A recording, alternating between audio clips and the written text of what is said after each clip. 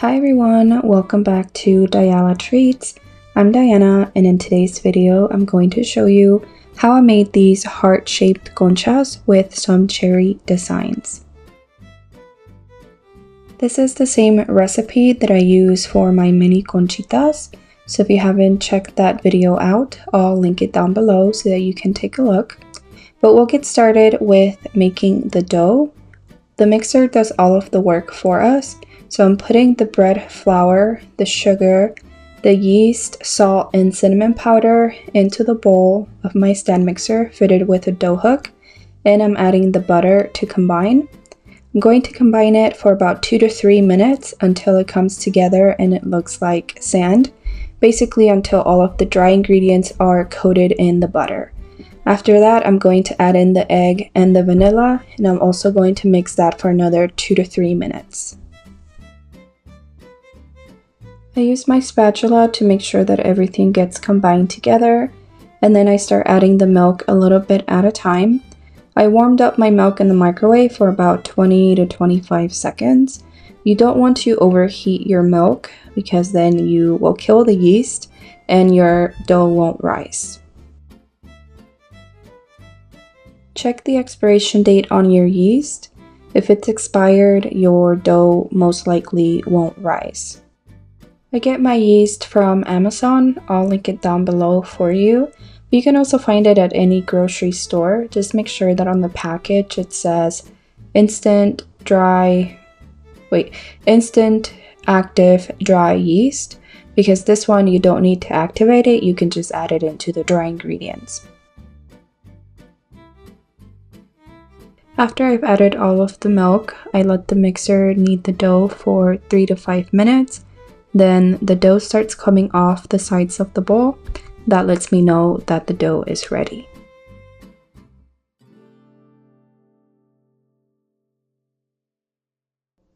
Do you see how easy that was? The mixer did all of the work. Now I'm going to put the dough into a lightly greased bowl, fold it into itself to form a ball, cover it, and I'm going to place it in the oven to rise for about 2 hours. I'm going to turn on the light in the oven to create some warmth for the yeast to do its magic.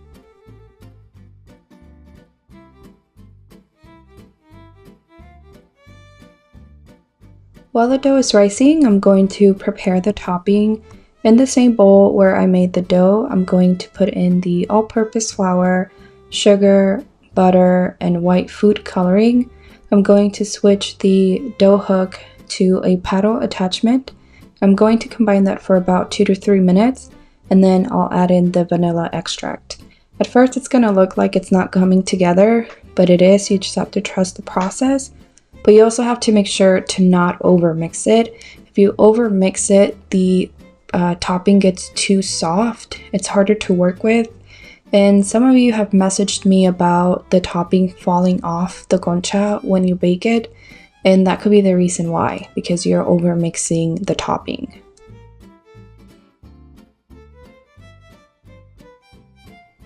The process of making the topping should only take about 5 minutes with the mixer.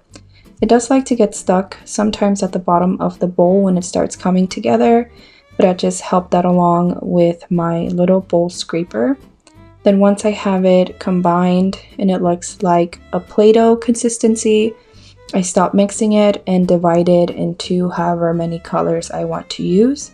For these conchas, I wanted to use 3 colors, which were white, light pink, and a hot pink. Since I had already mixed white, I didn't add color to the first section, but I added just a little bit to the middle one and actually 3 times the amount to the third section. When I mixed it the first time, it wasn't dark enough for me, so I went in and I added a little bit more. This can also be mixed in the mixer, but I want to prevent over mixing it, so when it's smaller sections like this with the topping, I just mix it with my hands. I just make sure to wear gloves so that the food coloring, Jesus, doesn't get stuck to my hands. So here you see I added a little bit more because I wanted a hotter pink. Since I had to add more food coloring to this section, I had to keep mixing it. It started to get a little too soft with the warmth of my hands, so I just kept mixing it against my surface. But now that all of the colors are ready, I'm just wrapping them up in some saran wrap, and I'm going to place it in the fridge to chill while the dough is rising. This is the biggest tip that I can give you with the concha paste. The longer you leave it out at room temperature, the softer it's going to get, the harder it's going to be to work with, especially if you want to put designs on your conchas. You have to chill your topping. Y'all, I'm sorry, I kind of forgot to record me dividing the dough. But I divided the dough into 12 equal parts. Each one weighed about 40 grams. And what I'm doing here is I'm going to roll each piece of dough into a ball so that then I can cut it and shape it into a heart.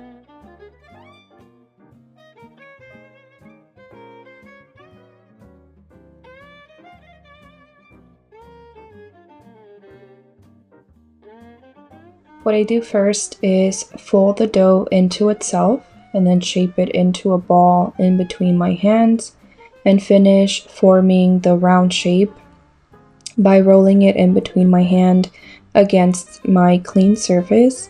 I like to use my sheet pans. I just feel it's a lot easier that way for me, but of course you can do it on top of any clean surface.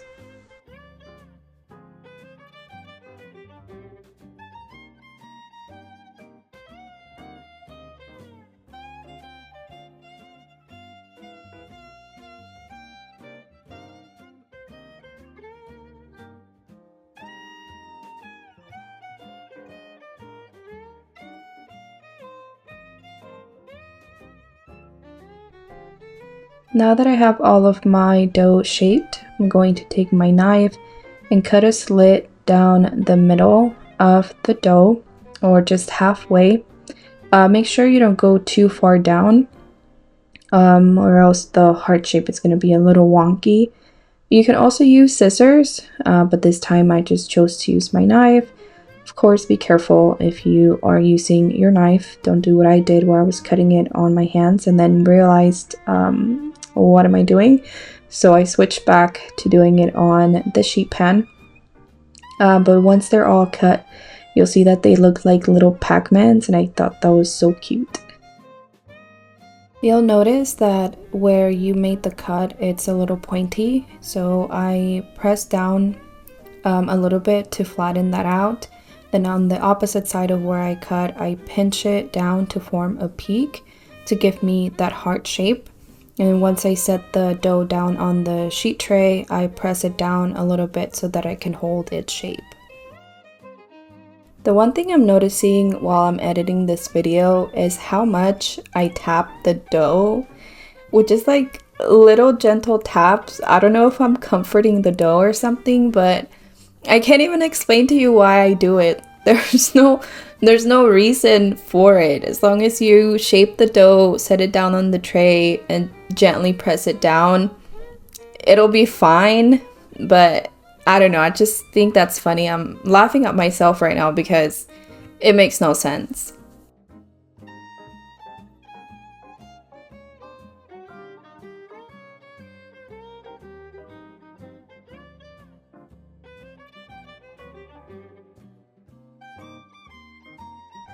Another important tip is to coat the top of the dough with butter. That way when we put the topping, it actually sticks and it doesn't fall off as easily once they're baked. I separated the topping into 12 equal parts. Each one weighed about 16 grams. Then I used my tortilla press to flatten out the topping. If you don't have a tortilla press, that's okay. You can flatten out the topping in between your hands. Just try to get it as even as possible. But here I realized that it would be easier to pick up the piece of dough and wrap the topping around it. So I picked it up and cut off any excess that was in between where I made the cut, and then wrapped the rest of the topping around the piece of dough.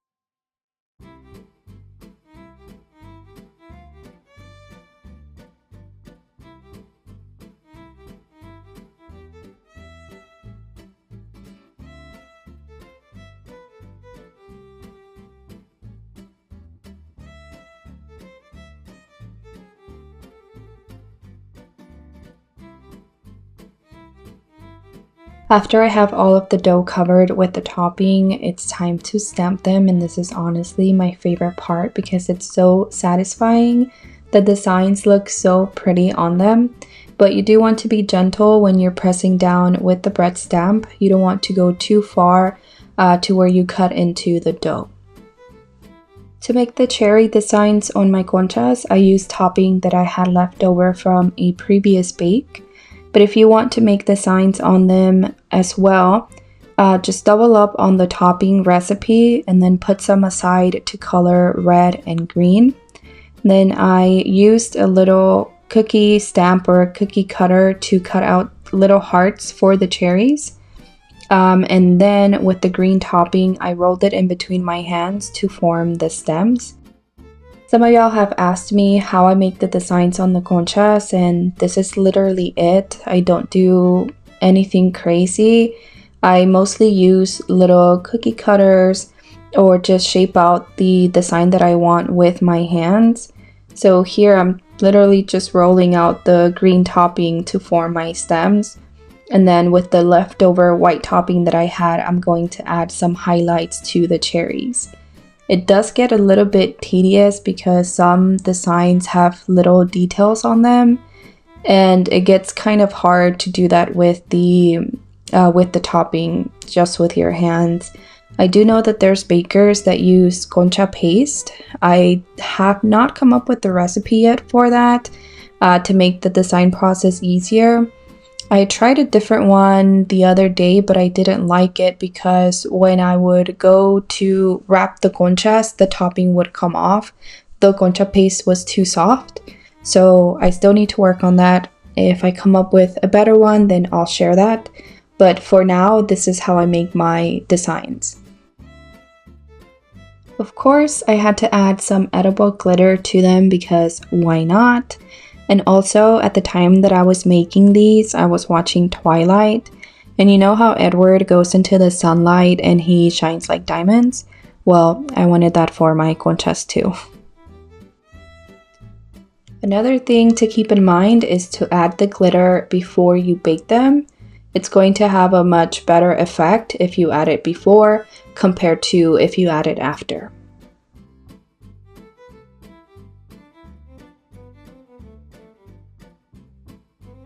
Depending on how long it takes you to decorate your conchas will determine how long you have to proof them before you bake them. So this took me about 30 minutes, so I let them proof for about 45 minutes to an hour, and then bake them in a preheated oven to 325 degrees Fahrenheit. I baked them for about 18 to 20 minutes until the bottoms were golden brown. And you don't understand. I'm obsessed. I'm obsessed with how these came out. I think they look so cute. They're perfect for you to gift to your Valentine, to make them for your Galentine's parties, or even you can make it an activity for you and your loved one to make conchas together. And this last part is optional if you want to add some sprinkles. Once they were cooled down, I heated up a little bit of white chocolate in the microwave, put some on the topping, and then attach the sprinkles. Please make sure you check out my blog post for the full recipe. If you like this video, please give it a thumbs up, leave a comment, share, subscribe. I had a lot of fun making these, and I hope that you make them too, and we'll bake something amazing on the next one. Bye!